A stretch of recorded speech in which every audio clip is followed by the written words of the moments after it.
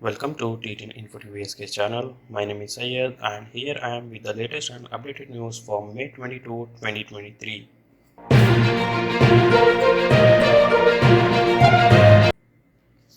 India lifts pre-boarding COVID test for travelers from China.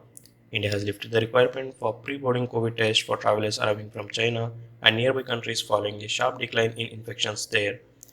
New Delhi introduced the measures on January 1, citing an increase in COVID cases due to the highly transmissible behavior of travelers coming from Hong Kong, Japan, South Korea, Singapore, and Thailand were also required to show a negative RT-PCR test taken 72 hours before departure. The health minister will, however, continue random testing on 2% of all arrivals from abroad, irrespective of the country of origin, to track emerging variants. UAE travelers can now enter to win Hong Kong tourism free flight giveaway. Nearly 6,000 Cathay Pacific flight tickets are up for grabs for travelers from the UAE, India, Nepal, and Bangladesh. Hong Kong is hoping to boost its tourism industry by giving away 5 lakh free flight tickets to visitors globally. During the COVID-19 pandemic, the destination was closed off to international travelers for almost 3 years, but with restrictions removed, Hong Kong is now hoping to entice tourists back.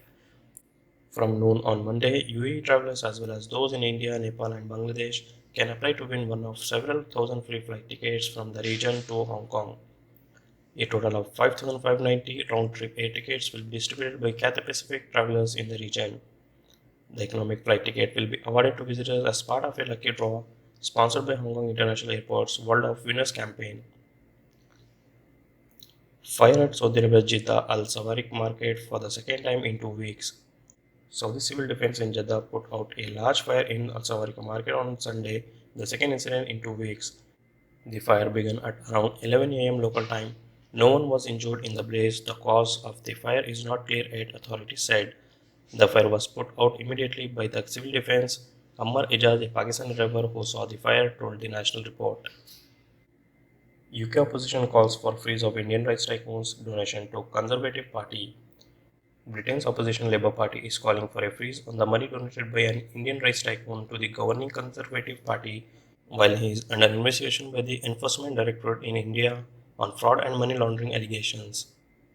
Karan Chanana, head of the global rice brand Amira, is being investigated by ED over claims that bank loans were unlawfully diverted into shell entities and is yet to respond to the allegations. He is believed to have donated around GBP 220,000 to the Conservative through his British company Amira G Food since September 2019. Margaret Hodge, a senior Labour MP and chair of the All-Party Parliamentary Group on Anti-Corruption and Responsible Tax, told the Guardian newspaper on Saturday that the Tories should establish the source of these funds and freeze the money until the inquiry are completed. The Tories have been too dependent on major donors and have not been doing proper checks. They should now be forced to do so by new legislation. It comes after reports from Delhi revealed that the ED conducted such operation on May 2 at 21 locations in India, connected to Chanana, the Indian company Amira Pure Food, and other parties under the Prevention of Money Laundering Act. Charges are yet to be filed in the case as the ED says further inquiries are continuing. Women Mahapanchayat in Delhi to support protesting wrestlers.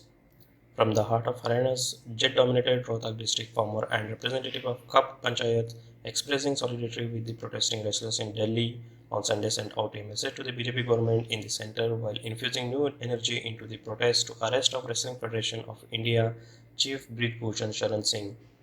Farmer activists led by Bharatiya Kisan Union leader Rakesh Tikait, who attended the Mahapanchayat, told the media that the fight would continue for longer time. Don't have a problem with Army Chief, Imran Khan says. Former Pakistan Prime Minister Imran Khan has told Al Jazeera he does not have a problem with the country's army chief, but accused Chief of Army Staff General Asim Munir of trying to stop him from returning to power. I have no problem with him, but he seems to have a problem with me, Khan told Al Jazeera in an interview on Saturday after the civilian government said it will use a controversial army law to try supporters of his Pakistan Tehreek-e-Insaf party involved in damaging military installations.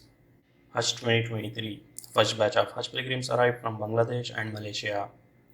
The first batch of Hajj 2023 pilgrims from Bangladesh arrived in Jeddah on Sunday through the dedicated Makkah Road initiative at the seasonal Hajj terminal of King Abdulaziz International Airport. The arrival of these air pilgrims from outside Saudi Arabia marks the beginning of the first full capacity Hajj season after two limited years due to COVID-19. The Bangladeshi pilgrims were warmly welcomed with flowers, gifts, and greetings by border immigration office and employee of the Ministry of Hajj and Umrah, Ministry of Foreign Affairs, and Ministry of Health. Muhammad Javed Patwari, Bangladeshi ambassador and permanent representative to the Organization of Islamic Cooperation, was also present. He wished the pilgrims a safe journey to the holy sites. Meanwhile, a flight carrying Malaysian pilgrims, also via the Makkah Road Initiative, arrived at the Prince Mohammed bin Abdulaziz International Airport in Medina. They were received by the director of the Medina Region Passport Department, Major General Talal Al Dabbasi, and the Undersecretary of the Ministry of Hajj and Umrah for Visiting Affairs in Medina, Muhammad Al Bijawi. The official visit of Oman Sultan Haitham bin Tariq to Egypt would herald a new era in bilateral ties, said Oman's ambassador to Cairo Abdullah Nasir Al Rahbi. Sultan Haitham is scheduled to arrive to Egypt on Sunday and meet with President Abdul Fattah al Sisi. Al Rabi said both leaders would discuss ways to boost cooperation across various fields and increase trade. During the visit, the Omani Egyptian Business Forum would be organized to showcase the investment potential available in the Sultanate, the regulation, and the basic structure attractive to investors in many areas, including renewable energy and green hydrogen, said Al Rahabi as quoted by the local newspaper Times of Oman. He added that both countries would sign a number of agreements and MOUs to boost economic ties, building on the previous partnership signed during the Egyptian president's visit to Oman in June 2022. They will also touch on the shared principles of their foreign policy and efforts to support the Arab region. United Arab Emirates to help rebuild houses for flood-hit families in Pakistan Southeast Sindh administration. Chief Minister Murad Ali Shah met the UAE envoy to discuss projects related to construction of houses. UAE has also helped Pakistan amid an ongoing economic crisis by lending significant financial support.